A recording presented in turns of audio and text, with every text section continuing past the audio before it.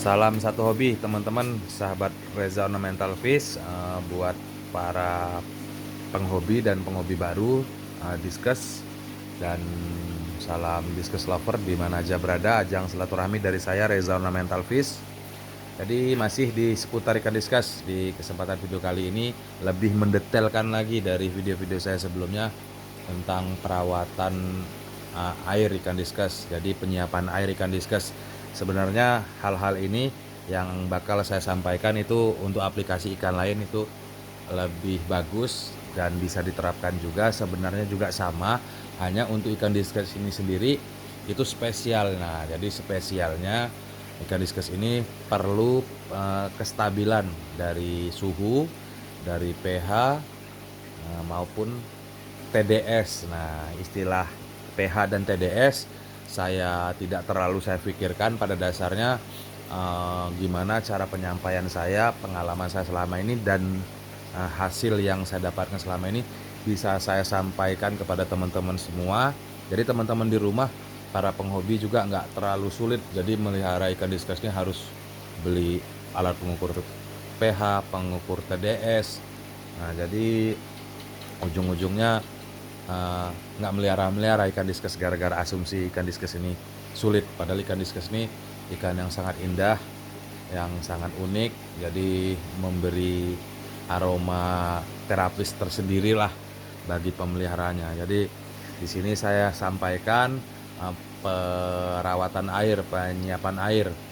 Jadi langsung aja yang pertama itu perawatan air. Jadi perawatan air di sini itu pergantian berkala yang saya lakukan itu rata-rata di atas 3 sampai seminggu lah untuk pergantian air. Nah, hal itu semua itu bisa kita capai dengan cara merawat air itu sendiri. Jadi bagaimana air itu bisa benar-benar bagus kondisinya. Jadi yang saya lakukan selama ini, yang pertama itu tetap kita gunakan biofoam, sekedar membantu menarik kotoran karena ini tank breeder. Jadi saya tidak menggunakan pompa. Untuk yang menggunakan pompa juga seperti ini sama aja. Nah, jadi tetap saya gunakan biofoam, sekedar membantu. Terus yang selanjutnya pola pakan yang harus kita perhatikan itu saat pemberian pakan. Jadi pemberian pakan itu untuk diskus itu saya larutkan dahulu. Nah, jadi agar cair, jadi airnya terpisah, karena memang lebih dari 50% lah untuk cacing beku yang beredar yang langsung kita beri pakan, karena memang otomatis itu dapat memperkeruh air dan otomatis secara cepat dapat merubah kualitas air itu sendiri. Sebenarnya kata-kata ini udah sering saya ucapkan di setiap konten-konten saya, jadi sedikit mengulang, jadi biar teman-teman juga di rumah agak sedikit teringat, jadi sedikit berhati-hati lagi.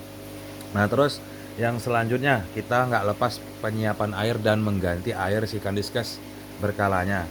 Jadi sebelumnya ini sama seperti penyiapan air lainnya yang saya lakukan, ini saya siapkan dahulu si air yang bakal kita gantikan. Itu saya anggap aja 4 hari lah endapannya.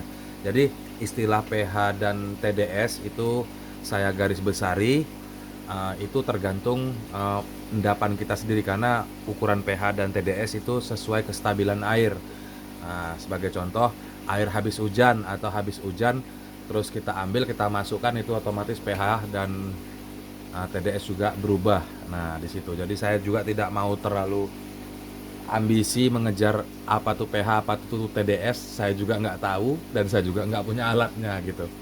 Jadi intinya berdasarkan pengalaman pribadi aja. Jadi ini saya siapkan dahulu masih sama. Kalau untuk ikan-ikan yang lain itu saya beri garam ikan dan obat seperti obat biru atau akriflavin. Dan untuk diskus itu saya hanya berikan garam ikan aja.